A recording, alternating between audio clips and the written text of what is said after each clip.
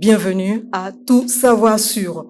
Aujourd'hui, nous parlons de la vie, du don d'un liquide vital, le sang. Chaque année, les appels à la mobilisation des donneurs sont fréquents tant les besoins en produits sanguins augmentent. Pourquoi faut-il donner son sang?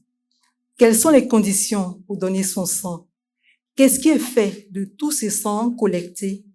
Quel est le processus d'acquisition du sang en Côte d'Ivoire? Tout savoir sur le don du sang, c'est notre sujet de ce jour. Le centre de transfusion sanguine est un établissement public.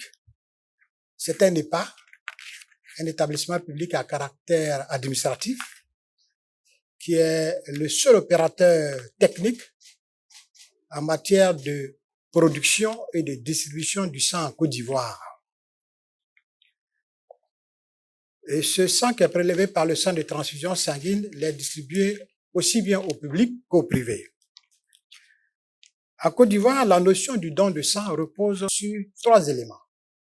Vous avez l'anonymat, vous avez le bénévolat et vous avez le volontariat. Il faut dire que les donneurs de sang en Côte d'Ivoire, ce sont des femmes et des hommes qui sont apparemment en bonne santé et qui ont un âge compris entre 18 et 60 ans. Avant 18 ans, on ne vous accepte pas au don de sang parce qu'on considère que la majorité, c'est 18 ans. Et après 60 ans, on pense que vous avez suffisamment donné du sang et que vous pouvez partir tranquillement à la retraite. Il y aura la relève, n'est-ce pas, par derrière. Vous avez, sur toute l'étendue du territoire, 27 structures de transfusion sanguine. Ce sont ces 27 structures de transfusion sanguine-là qui ont pour rôle de collecter le sang, de le traiter, de fabriquer les produits sanguins, de les stocker, de les distribuer sur toute l'étendue du territoire, aussi bien dans le public que dans le privé. Sur les 27 centres de transfusion, vous avez ce qu'on appelle les plateaux techniques, c'est-à-dire les grands centres. Il y en a 4. Il y a un à Abidjan, à Trècheville. Vous avez un centre à Yamsokro, au médico-scolaire. Vous avez un autre centre à Daloa, au sein de l'hôpital de Daloa. Et vous avez un centre, n'est-ce pas, à Bangourou, tout près de l'hôpital d'Abangourou. Ces 4 centres de transfusion sanguine sont les plateaux techniques, c'est-à-dire que ce sont des structures qui font toute l'activité transfusionnelle. Depuis la sensibilisation, la mobilisation, le recrutement des donneurs, en passant par le prélèvement, la qualification, c'est-à-dire le traitement au laboratoire, la préparation de produits, le stockage et la distribution aux hôpitaux. Ils font toute la chaîne transfusionnelle. C'est ce qu'on appelle les plateaux techniques. Il y en a 4 que je viens de vous citer. Autour de ces 4 plateaux techniques gravitent ce qu'on appelle les antennes de transfusion sanguine. Ces antennes de transfusion sanguine jouent à peu près le même rôle que les centres de transfusion, sauf que les antennes de transfusion sanguine n'ont pas de laboratoire. Donc, ils ne font pas de qualification biologique. Donc, ils ne testent pas le sang. Alors, qu'est-ce que devient le sang qu'ils ont prélevé? Le sang qu'ils ont prélevé reste dans leurs établissements. Ils font de la préparation. Ils séparent les produits sanguins, mais les tubes qui sont prélevés, parce que sur chaque poche de sang prélevé, 2 tubes attenants sont joints. Ces tubes-là vont au laboratoire. Et ce sont les 4 laboratoires qui sont répartis sur l'étendue du territoire qui reçoivent ces tubes-là.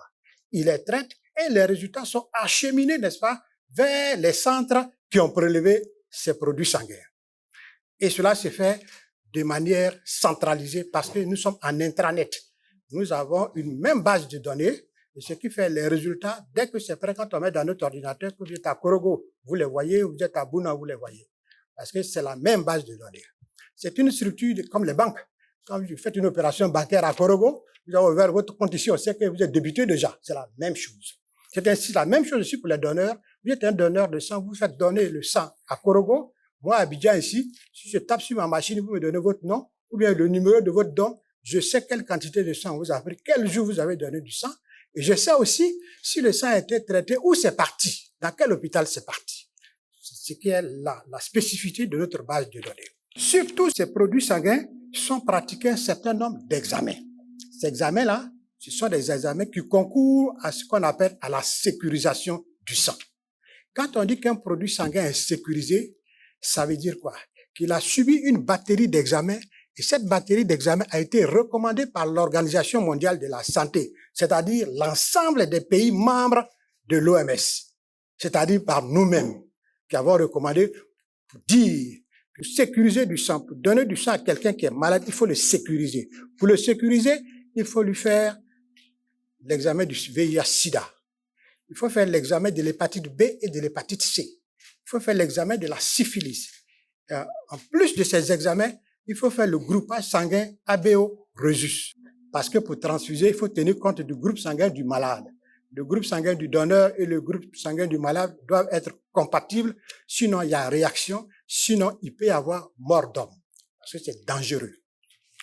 Sur ce plan-là, la Côte d'Ivoire, n'est-ce pas, a atteint le maximum de sécurité.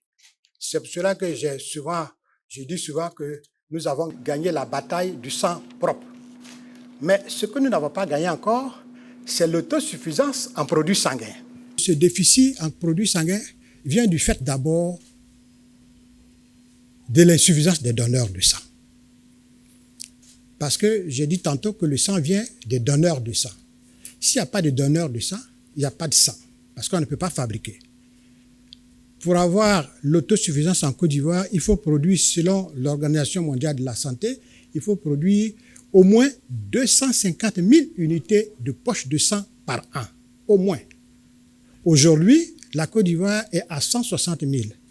Mais il y a quelques années, nous étions à 70 000. C'est vrai qu'il y a eu une progression jusqu'à aujourd'hui, mais on n'a pas atteint l'objectif encore. Et c'est pour cela qu'il y a une tension au niveau des demandes de sang, parce que les demandes sont plus importantes que l'offre. Et ça vient du fait que les donneurs ne sont pas suffisants.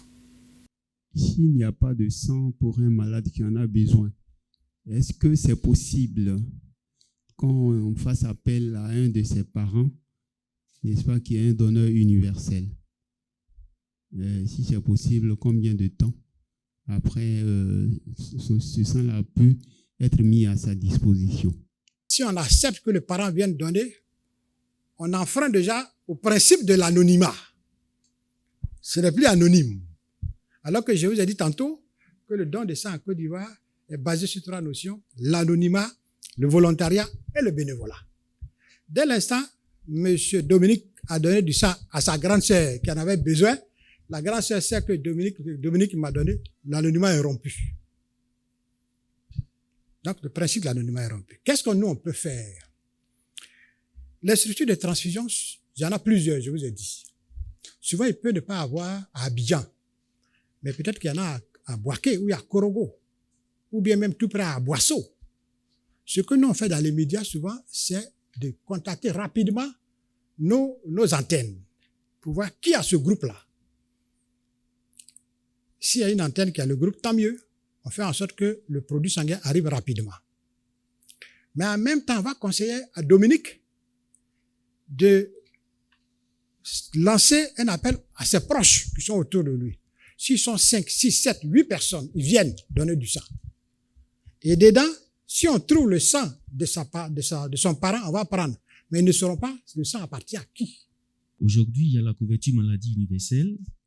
Est-ce que le CNTS entend intégrer, par exemple, l'achat du sang dans les prestations de la CME? Dans le cas de la CME, ça est sur le dossier du ministre, ils sont en train de travailler dessus pour faire en sorte que les produits sanguins aussi rentrent, n'est-ce pas, dans la prise en charge de la CMU. Ils sont venus, même les gens de la CMU sont venus déjà nous voir pour prendre les différents prix, mais ils vont repasser. Parce que quand ils étaient venus nous voir, c'était les différents prix, 8 000, 25 000, etc. Aujourd'hui, tous les prix sont homologués à 3 000. Donc, ça va faciliter même leur travail, parce que c'est un prix unique. Donc, pour intégrer ça dans leur système.